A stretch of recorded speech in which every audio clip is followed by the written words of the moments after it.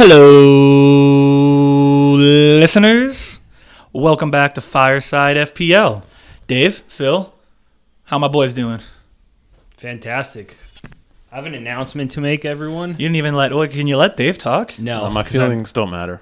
His feelings don't matter, but I'm going to make him happy with this. Okay. So that's why I wanted to jump in. Go for it. I saw a post the other day, and it was like, who do you support?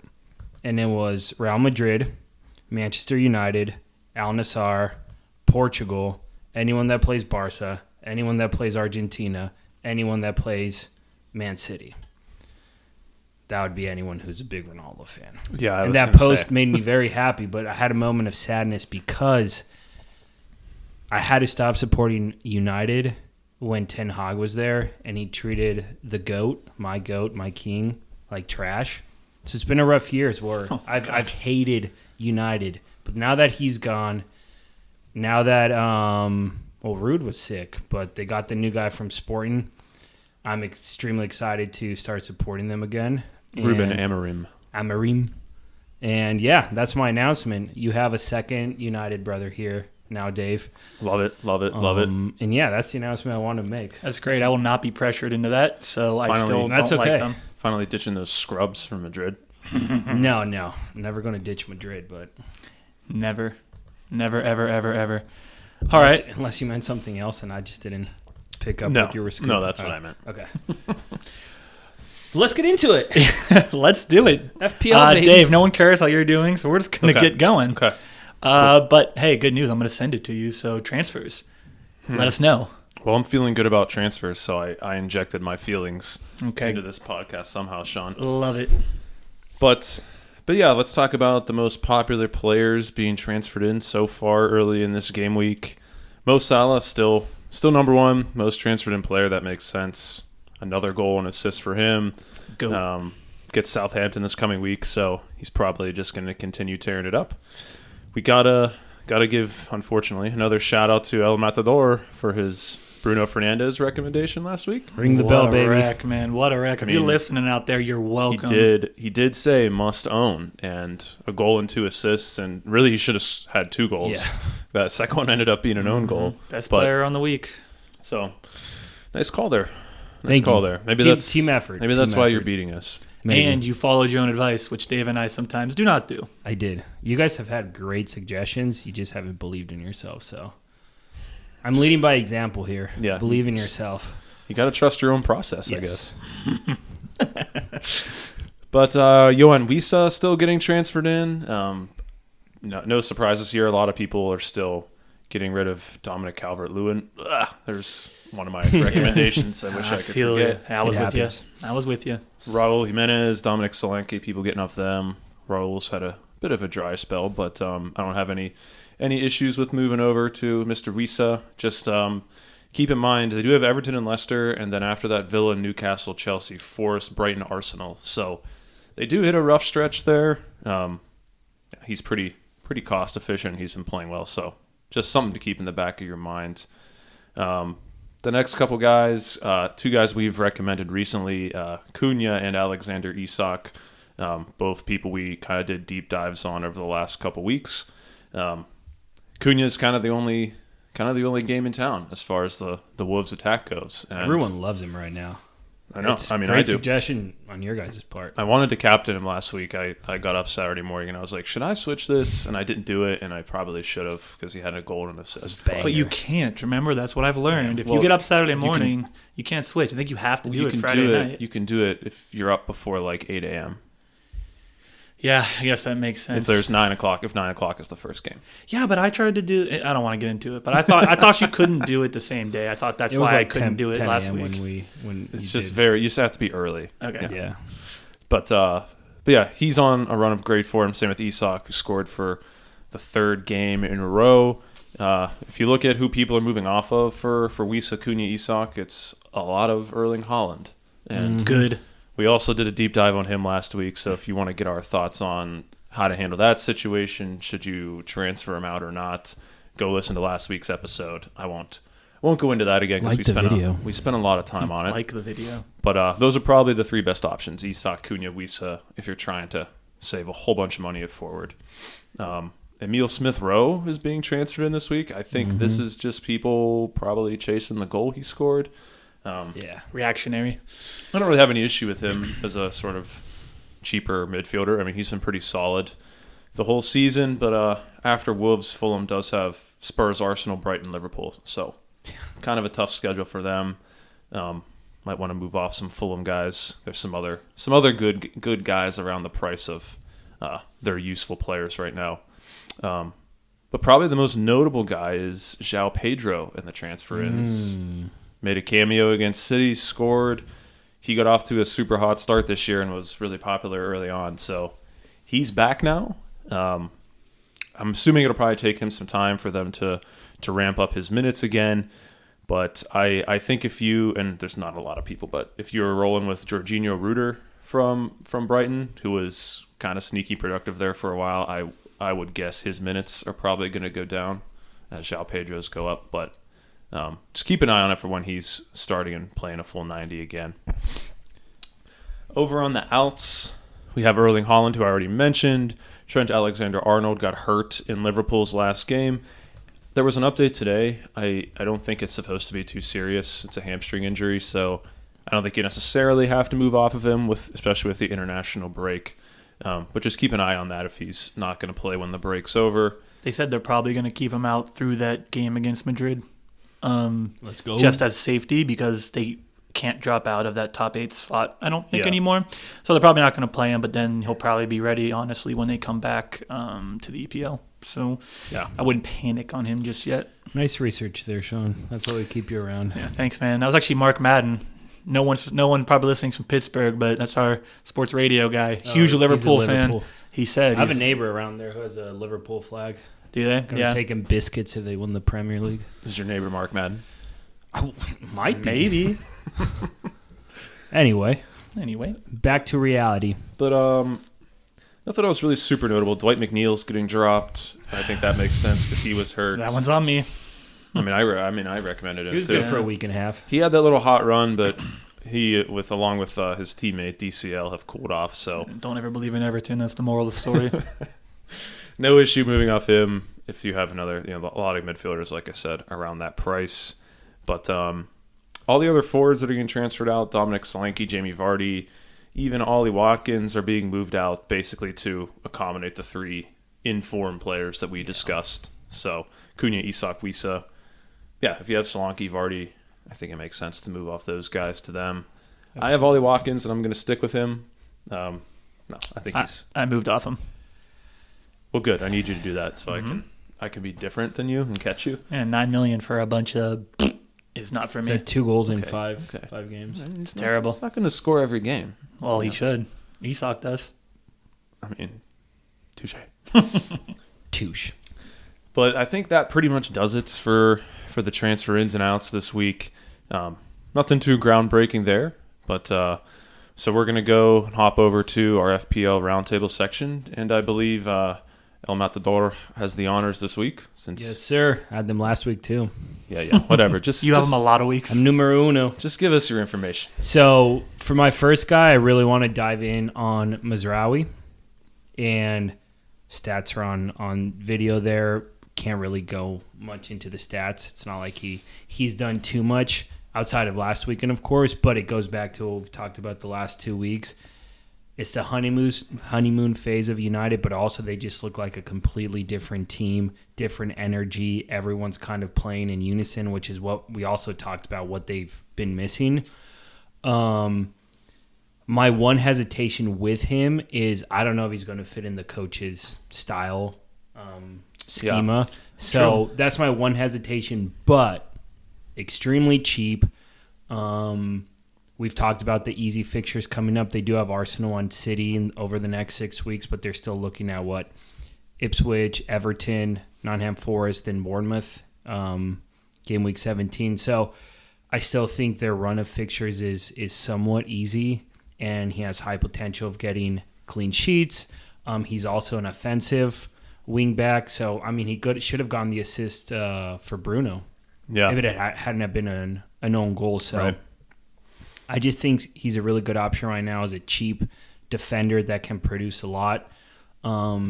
And there's a few defenders out there like that you can really build a back line that's really going to allow you to invest more in your midfield, or if you stick with Haaland, obviously a lot of your money going there. So that's a guy that right now for me, as long as he fits in the coach's plans, he's a must pick up because I think it's both clean sheets and offensive output. Yeah, on that point, like going sneakily under the radar, Onana, I'm pretty sure is still the best goalie in FPL. Is it the fifth clean sheet he's gotten? So, people aren't talking about Man U's defense, but they're clearly doing something right if their goalie is number one, or if at worst number two. He was number one, I think. No, he's week. still first. Yeah, there you go. First, yeah. So Man U defenders, no one's talking about him, but yeah, that's a fair call out. And it is crazy.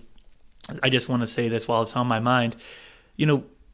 It's almost hard to spend all your money right now, at least for me, right? I moved off Haaland, and now I'm having trouble using all my money because some of the best players in FPL right now are like in the 5 to 7 million range. Yeah. A guy like Ollie Watkins, I'd rather have a Danny Welbeck or a João Pedro than an Ollie Watkins. Like, that's all over the field. Yeah. So it's kind of interesting to see how these top players I'd rather have the cheap guys. So that was it. If only that was like kind of part of my point last week is, you're going to have a lot of money sitting there if you move off Haaland, and if you don't have a free transfer, like, are you going to sit there with like 5 million in your bank for a week? Are you going to eat 4 points? Yeah. So, yeah. Gobble, gobble. Gobble, gobble. But yeah, right. I think Mazraoui should fit into Amorim's system if he plays with the 3 in the back and the wing backs. That's what I was thinking, yeah. Feels like the perfect wing back to me. Mm-hmm. So I think he's been, in general, just playing well. Would you agree he's been one of their better players this year? Overall? Yeah, that's one of their better signings in a while. Yeah. Was him. That was a good bargain, but I think he'll fit into the new formation one way or another. Love it. Sean? Cool.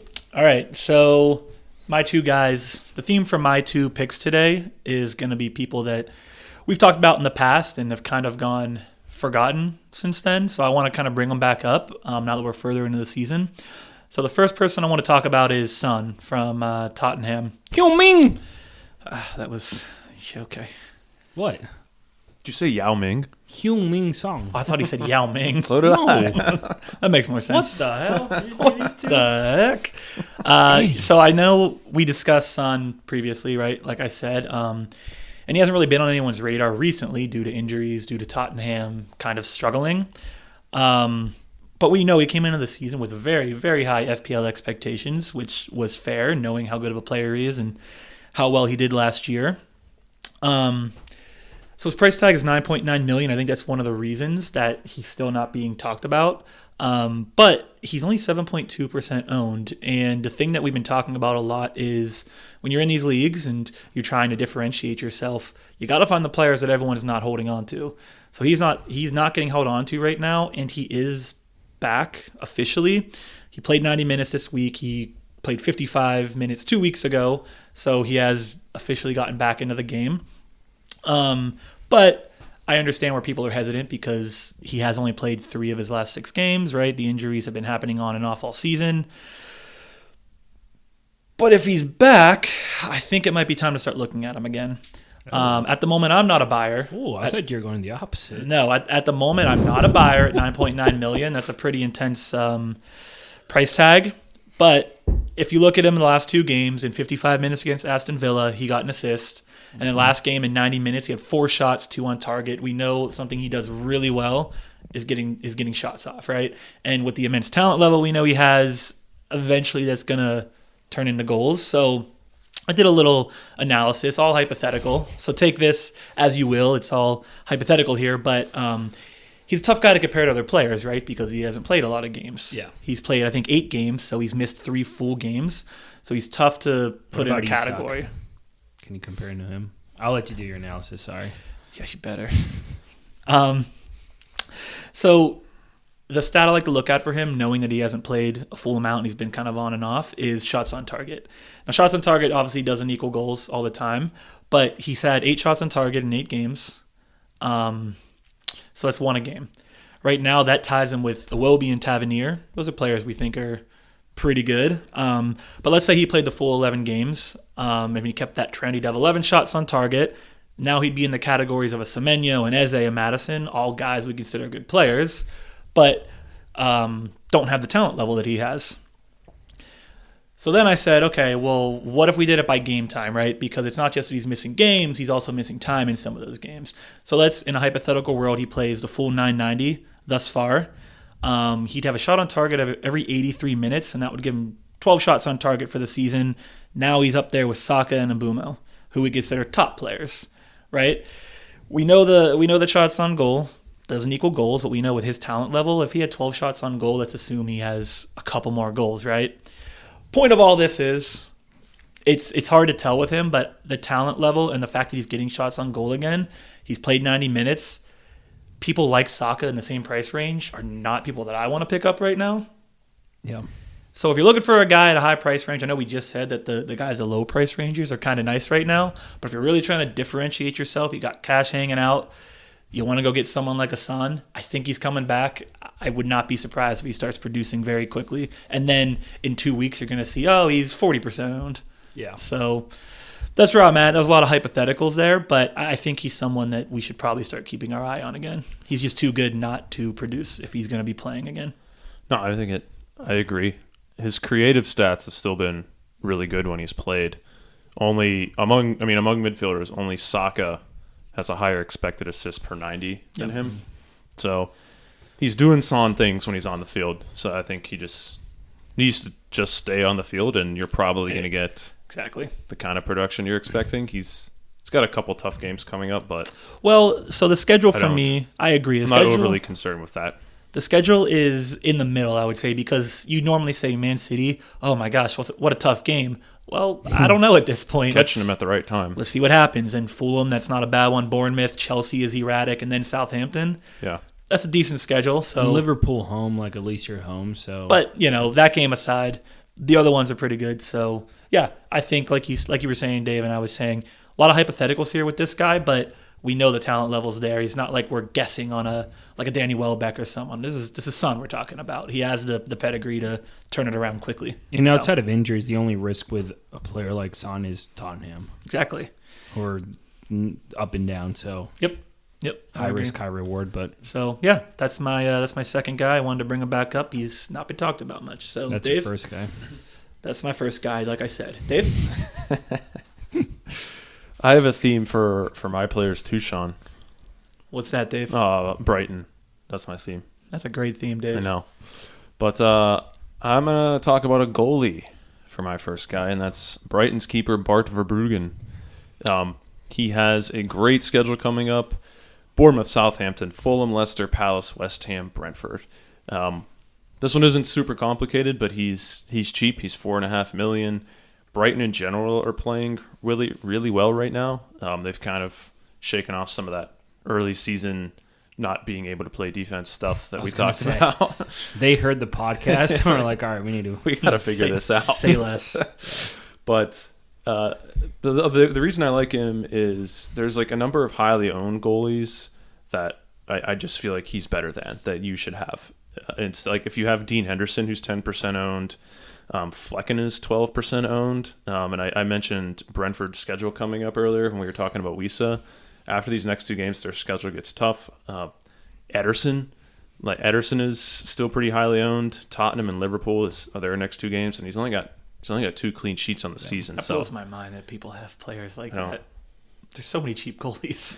Yeah, I think City's kind of general, malaise has kind of contributed there, but I don't think he's worth paying $5.5 million for right now. No. I would take Verbruggen over Jordan Pickford, who's 10% owned. He's Absolutely. got Brentford and United. Then Liverpool, Arsenal, Chelsea, and City are on his schedule and 4 of the next 5. So, or if you still have Alisson Becker and need to get rid of him, I think Verbruggen's a great option. His point projections are great over the next 6 weeks. Only Kelleher, Liverpool's backup, is projected higher for him among people at the same price. The other guys that are projected higher are like Onana, David Raya, Pope, who are kind of the studs at the position. Onana. What's my name? Onana. What's my name? What's my name? That was nice. I like that, guys. Yeah, that was good. That was good. But anyway, he can be kind of a set it and forget it guy over the next 2 months. If you have one of those steady people like Onana, Raya, Pope, he's a good guy to pair for that if you don't like your second goalie. I love that one.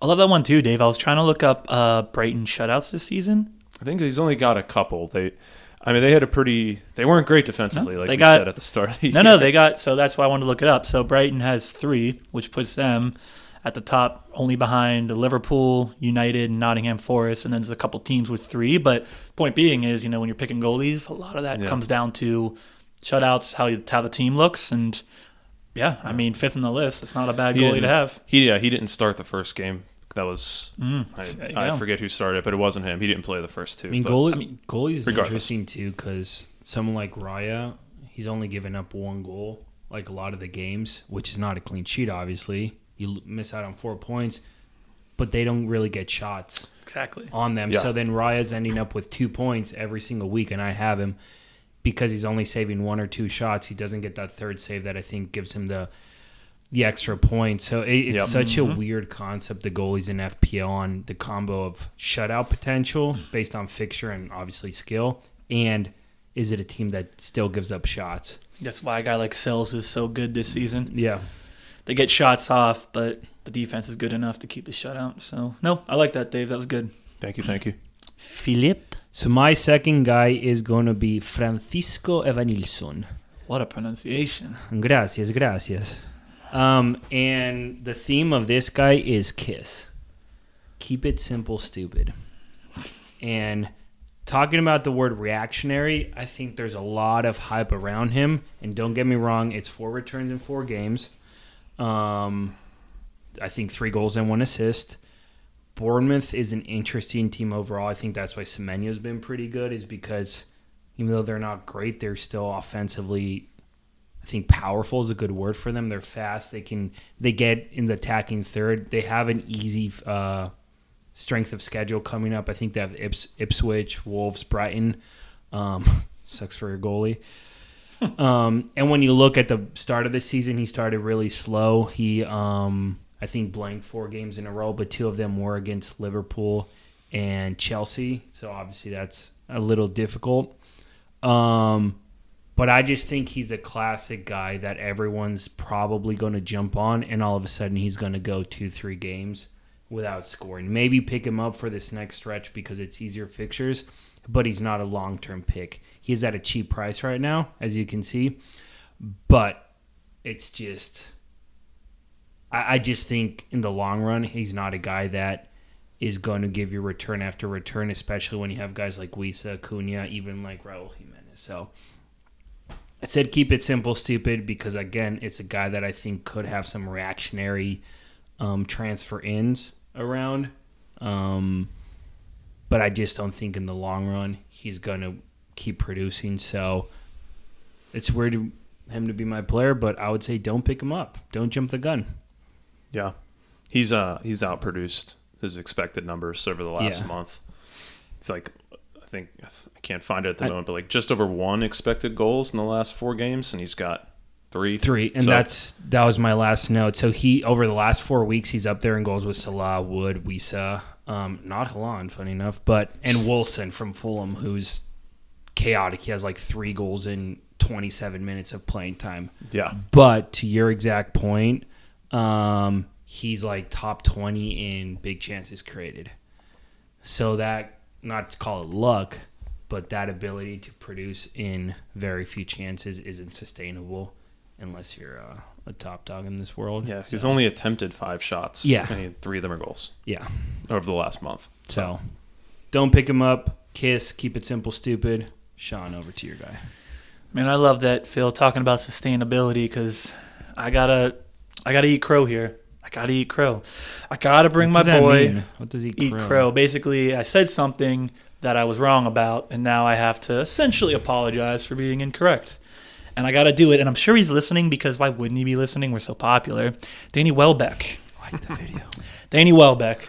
Early in the season, I got on this show and I said, Danny Welbeck, don't pick that guy up. We know Danny Welbeck. We've seen him before. He had, at the time, I think 3 shots and 3 goals. I said, there is no possible way that's sustainable. He's going to slow down. And he didn't. Yeah. So Yeah, I mean, I was watching the game this weekend, and the announcer said, which I didn't realize, he is, I think, 1 goal off of his total from last year already. He's got 6 goals. I think he had 7 all season last year. So he's obviously having a bit of a renaissance here. Since I criticized him a couple weeks ago, he now has 6 goals on 31 shots, 12 on target. He's above his ex-FPL by 9 points, and Brighton looks pretty good. So I was wrong about this one. And at 5.9 million, he and Wood have become the 2 best value forwards in FPL. He's 3rd overall. I can't believe that this is like happening at the moment that we're going to say this, but he is 3rd overall in points for forwards, and Wood is 2nd behind Erling Haaland, who you could have given me $1 million. I would not have chose those two to be at this point right now. So it's pretty wild. He has 2 less goals than those guys, but he has 2 more assists than those guys. He's currently 6th in points overall, and Dave already mentioned it. That upcoming schedule is juicy. He's got Bournemouth away, Southampton home, Fulham away, Leicester away, Crystal Palace home, West Ham away. That is a very nice schedule. Now, the one thing I do want to say about this, and I did go pick him up, right? I put my money where my mouth is. I moved off Ollie Watkins to go get him. That schedule is so nice. But it might be a little reactionary because João Pedro is back. Mm-hmm. So what we don't know yet is, it's kind of a Wissa and Mbumo situation. Is Pedro coming back going to enhance Welbeck's chances of scoring and assisting, or is it going to hinder him because now Pedro is going to take some of those opportunities away? I don't know yet. It could go either way, but I just think Danny Welbeck with that schedule and what he's been doing, I picked him up. So for me, he's not a must pick up, but for me, and this isn't anything unknown for people out there. People know how good he is at this point, but the schedule is what some people may not realize. So, and if you're not going to get him, go get João Pedro. So let me just throw that out there. Get one of those 2, please, because that schedule is so good, and I think at least one of them is going to succeed here over the next 5 to 6 weeks. So that's my guy. And Danny Welbeck, I know you're listening, so sorry. I'll never do it again. Danny Dubs. Former United man, you better apologize. And in that one game when I texted you both, it looked like he broke his leg or something. They carted him off the field. Next thing you know, one of you guys were like, "Oh, Welbeck scored." Phil, I was like, "Stop lying, dude." I was like, "Stop lying. He's in the hospital." Phil's like, "No, he's scored." It did look much worse than it ended up being. They literally took him off the field on a stretcher, and they said they took him directly to a hospital. So I just assumed. But yeah, that's my guy, Danny Welbeck. Dave. But I think go ahead. They usually play 2 forwards up front, and it's been Welbeck and Jorginho Rudder. So I think João Pedro's creative numbers are pretty good. So if they play together, I think that's not going to hurt Daniel Welbeck at all. So and he's been pretty consistent all year, so I can't imagine they would move him to the bench. In the face. Plus, like I said, he has 2 more assists than those other 2 guys, so he obviously knows how to assist, and having a top tier striker next to you is just going to help you with that stat. So yeah. I like it. Well, we're going to continue with the whole We Love Brighton theme, I guess.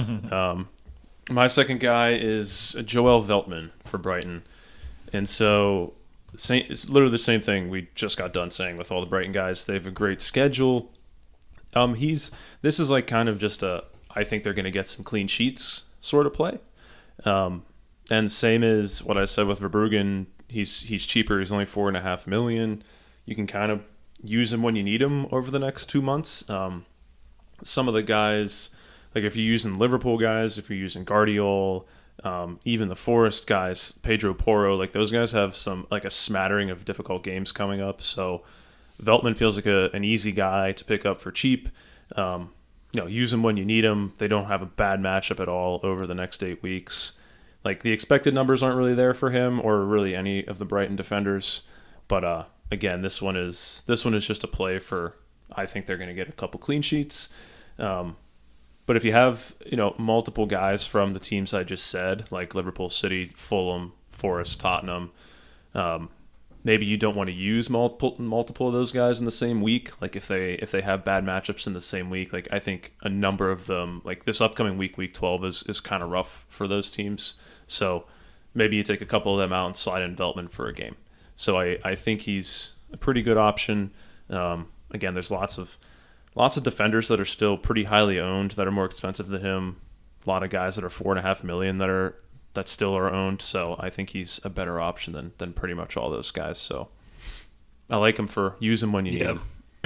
There's like a concept for defenders where if you have 5 guys, maybe one of them's one of the better ones, but 5 guys that you can just rotate based on fixtures, I think you can get a lot out of it for a cheap price.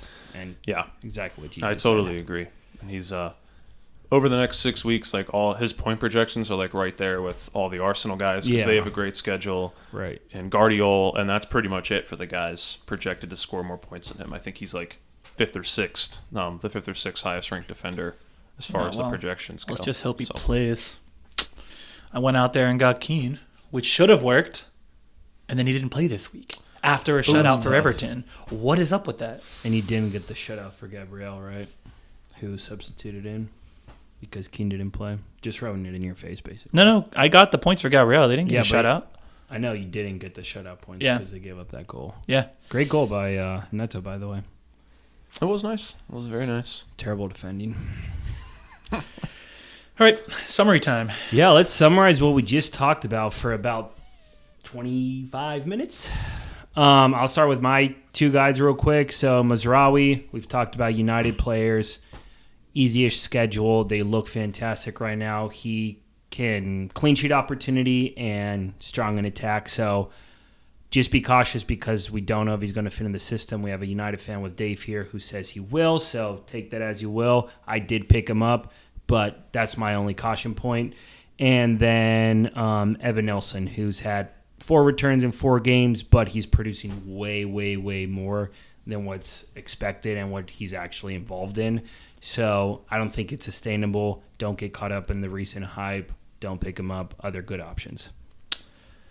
All right. I went with Son, who I believe is a wait and see right now. He's back to playing 90 minutes. We know the talent level. We know how explosive he can be. So if you're looking to differentiate your team a little bit, he's only 7.2% owned, and you're looking for someone maybe a little expensive, that's the guy I would be looking at right now because I do think, knowing him, he is going to come back and start scoring some points.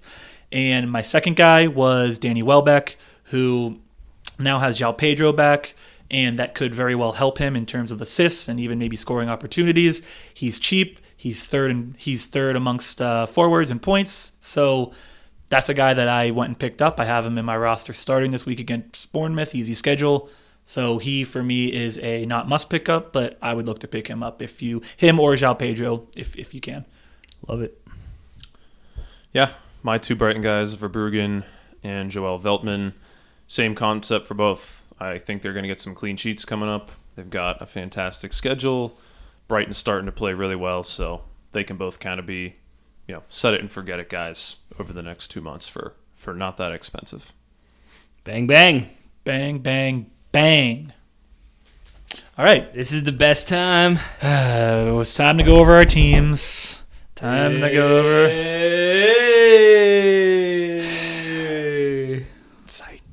Who invited him? I don't know, but I can't even talk back. Let's bring up my team, baby. All right. You can't. Let's teams this week. This is a recurring theme. Phil finished first this week. I finished second. Dave finished third. Phil, walk us through your team. Yeah, so we talked about Fernandes, must pick. He produced. Salah, easiest captain so far this year. Again, he produced. I'm really upset with Lewis. He's off my bench, or off my team. He's gone from Mazraoui.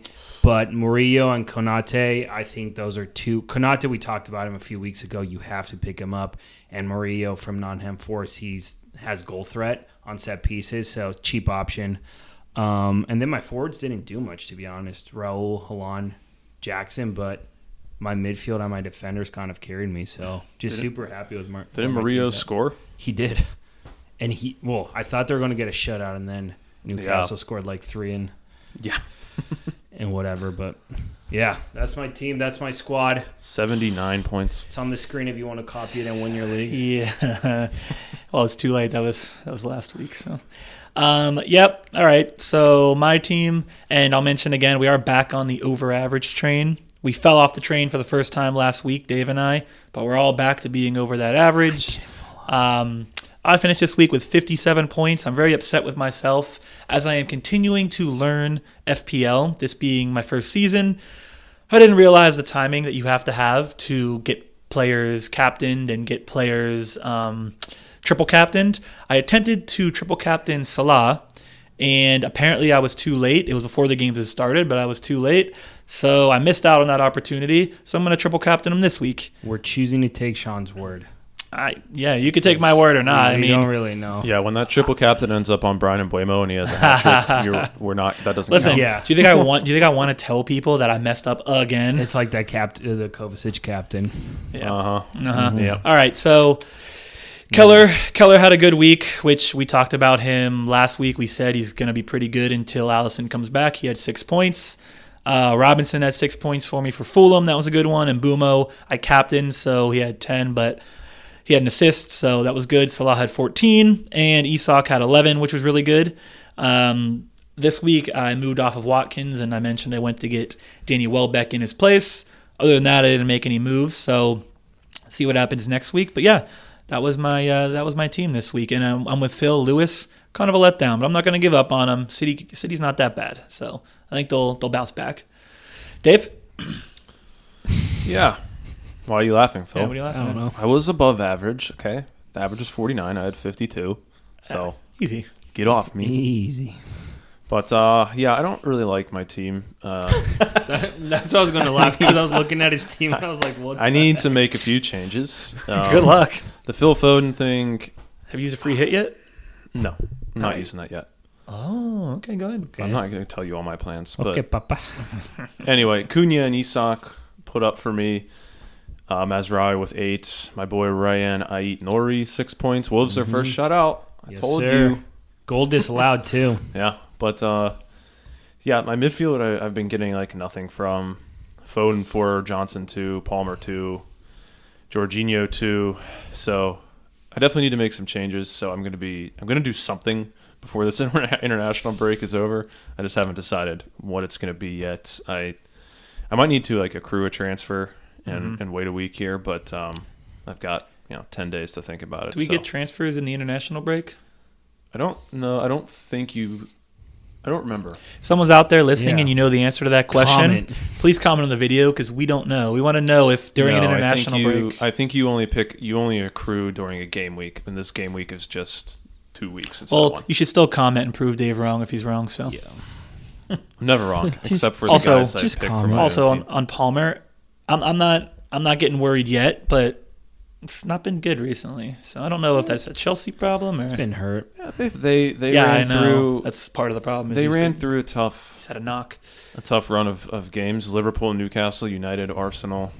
So their next 3 games are Leicester, Villa, Yeah, Southampton. I'm not so getting rid of him. hopefully- But The problem with Palmer, though, is he's so high because of a few game weeks. His consistency hasn't been there like someone like Salah. Even Haaland outside of the 3-week crazy. He's just up and down, up and down, up and down. But again, it comes back to the question of if you're not going to have Palmer, who the heck do you get? Like maybe like who's Salah, a Saka, well, I have Salah, so like Mbeumo, I have Semenyo, Mbeumo, and then I have a Semenyo. and then you get Haaland. That's my point. Is these guys like these top tier like money players? Like I don't know. They had a rough stretch. No, of I games, know. So like I said, I'm not getting rid of them did yet. you just say that, Dave? He did. They did. say that. Oh, sorry.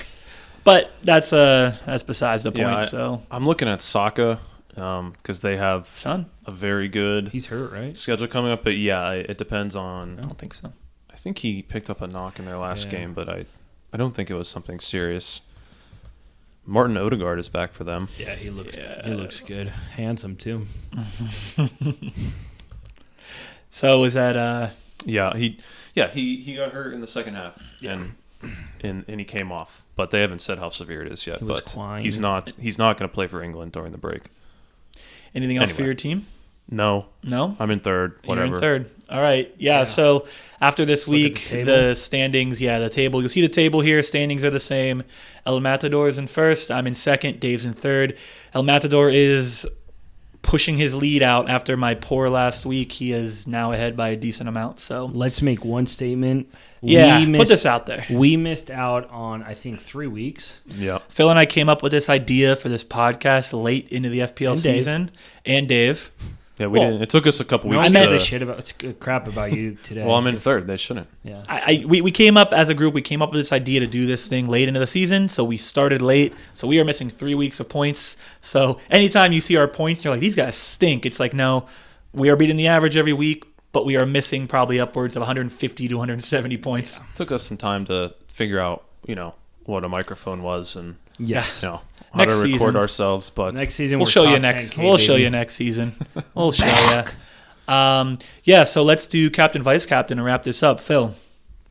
Well, mine's going to be super easy.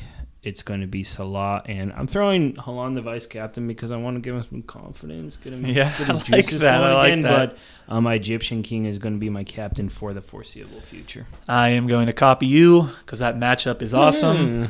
I'm going to captain Salah, and I'm going to vice captain Cole Palmer. I hope Salah does nothing this week. Good. Same. I'm going to captain Isak against West Ham because they're not very good, and Cole Palmer as the vice captain. All right. And with that, another episode is done. You guys got any last words for the listeners out there? Like the video. Watch the video. Go to our socials. They'll pop up at the beginning of the video. Shout out Luis for putting that out there for us. But engage with us. Tell us why we suck, what we can do better, what your thoughts about our players are. Just yell at us.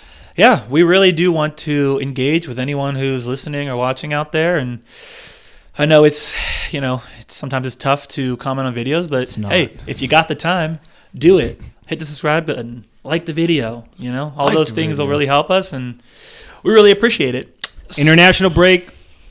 Yes, no video next week. No video next week. International break. We're not going to do a video next week, and then we will be back. And hopefully, fingers crossed, we say this all the time, so apologies, but hopefully we'll be on video. I have the room built. I'll have the room built. We have our studio. We have our decorations. We're going to set everything up. And decorations. Yeah. Decoraciones. Should have said that better. Decorations sounds like we're having a party. But we're decorating for Christmas during the international break. You'll see Dave's handsome face along with his soothing and buttery voice. Mm-hmm. So, excitement. I was hoping I was going to get a compliment. Phil looked at me and then he looked away. So. He's been treated like crap all day. Yeah, seriously. He's fine. He's an adult. I've been catching strays this whole pod. And with that, see ya. See ya. Bye.